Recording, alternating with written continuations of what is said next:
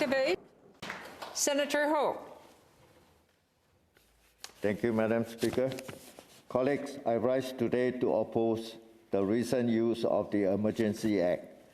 I believe that this act is a clear case of the government's overreach, serving only to divide Canadians at a time when unity is what we need most. The question I have for you today is, what kind of country are we becoming when we allow draconian measures like this one to deal with lawful protests by frustrated Canadians? This is a difficult question.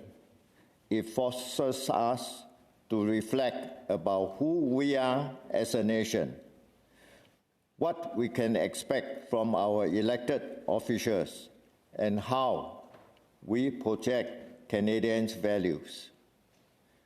When I choose to immigrate here, Canada's respect for democracy, human rights, and the rule of law are what drew me in. These are some of the most important values. But at this moment in time, I believe our country is crossing a dangerous line in history.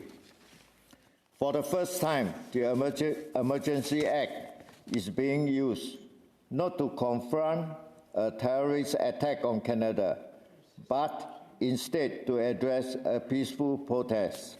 A protest made up of Canadians who are exhausted and angry at being told what to put into their bodies. Colleagues, we may disagree with this protester. Most of us will disagree with the illegal action used to communicate their message.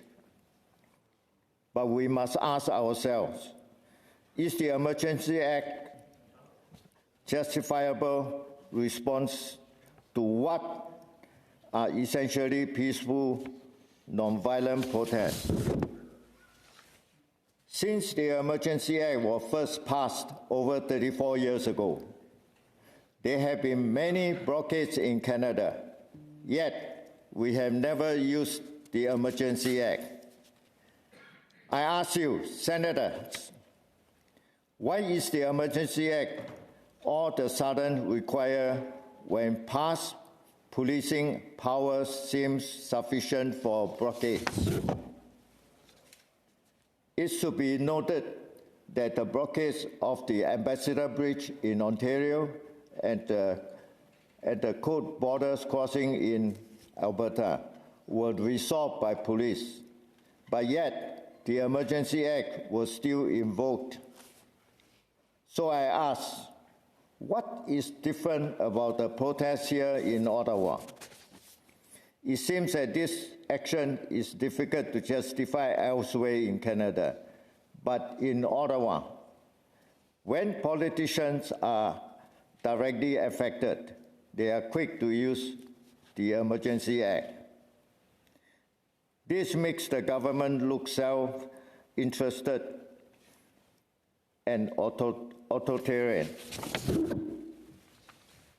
We must be under no illusion that this action will weaken Canada's credibility to advocate for human rights around the world. How can our statements not be seen as hypocritical when we refuse to protect the rights of our citizens? It is no surprise that other countries have fixated on our recent actions, which clearly contradicted the image of the rights and law that Canada has so carefully cultivated. The truth being broadcast is a government that has given its security service extraordinary power to freeze bank accounts without a warrant, the power to cancel the insurance policy without a warrant, the power to ban peaceful assembly anyway. We must ask ourselves, Do these actions reflect our Canadian values? We must also ask, what is the justification for continuing the Emergency Act now that the blockades have been lifted? The government argues that the Act is now needed to prevent future blockades and to prevent future funding for protests that are now prohibited. Senator, so what we have now is a preemptive law in force. I fear that the current government has set a terrible precedent. That is a real risk that Canadians may lose trust in their government when it is clearly willing to extend its power over those disagree with their policy.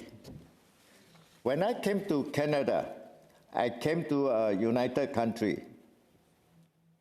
I'm sad to see today how much has changed. I believe this is the most divisive government that we have had.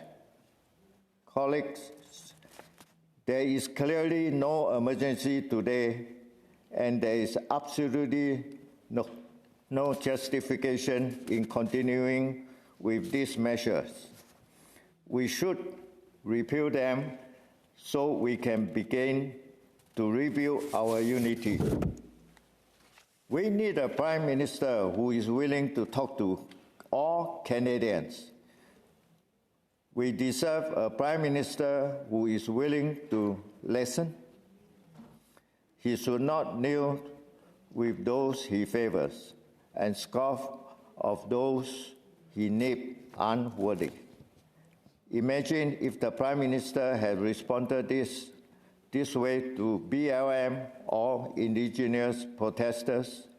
Imagine how divided and violent our country be today. In this chamber, we should not be voting for motions that will compound divisions.